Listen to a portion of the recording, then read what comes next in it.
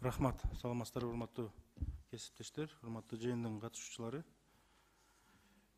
Улан мырза, биринчи окуудан колдоп бердик, эми экинчи окуудан да колдойбуз да мыйзамдычы. Бирок мен ойлойм, буга президент аппараты тарабынан вето коюлуп калат го депчи. Ошого барып калат да. Анан туура азыр ар бир 4-күнү жанагындай ар кандай маселе боюнча биз регламентте каралган 2 сааттык иш болуп атпайбы? Сиз ошол 2 сааттык ишке ушул министрлер кабинетинин өкүлдөрү келип катышып отурсун деп атасыздар. Саламатсыздар, урматтуу депутаттар, урматтуу чакырылгандар. Асмарбекович, ооба, ошондой. Мен ойлойм да, азыр дагы мындай акылдашып башка бир дагы өзгөртүүлөрдү алып барсак шашпай, ошо туура болсо керек деп ойлойм да. Мен сунуш катары эми сиз кандай дейсиз, аны азыр көрөбүз да. Урматтуу кесиптештер, биздин регламент бул мыйзам болуп саналат. Ал эми министрлер кабинети жөнүндө мыйзам, бул конституциялык мыйзам болуп саналат да. Иерархия боюнча министрлер кабинетинин мыйзамы мындай келгенде иштешинде ал жогору турат да. Анан мен ошо министрлер кабинети жөнүндө мыйзамды карап чыксам, ал жерде жана бизде практикада анан регламенттен мурун дайыма каралып келген өкмөттүк күн, анан өкмөттүк саат деген күндөр бар да.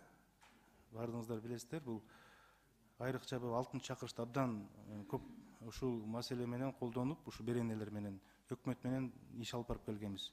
Өкмөттүк саатта бул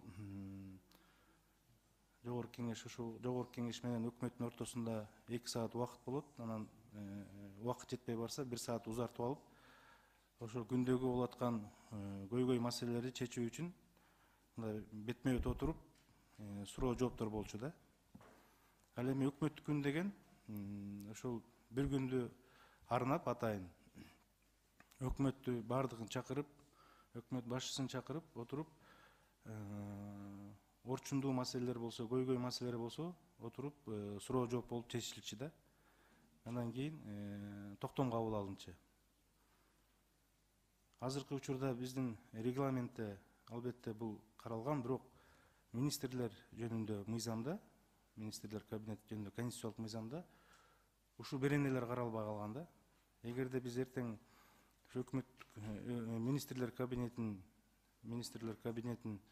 өкмөттүк саатка же өкмөттүк күнгө чакыра турган болсок, регламентибизге таянып, министрлер кабинети мындай жоопсуз да калтырып коюшу мүмкүн да. Анткени алардын мыйзамында бул каралган эмес. Анткени алардын мыйзамы өйдө турат. Бизде жоктоп коюшу да мүмкүн да. Убакытыбыз жоктоп коюшу мүмкүн.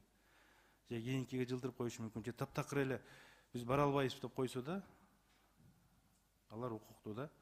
Ошондуктан Улан мырза,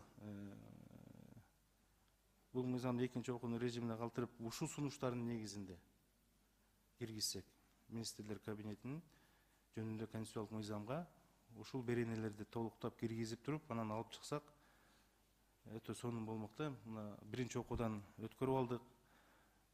Кайрадан эми ушул мыйзамга өзгөртүү киргизебиз десек, көп убакыт талап кылат, эмгек кылат.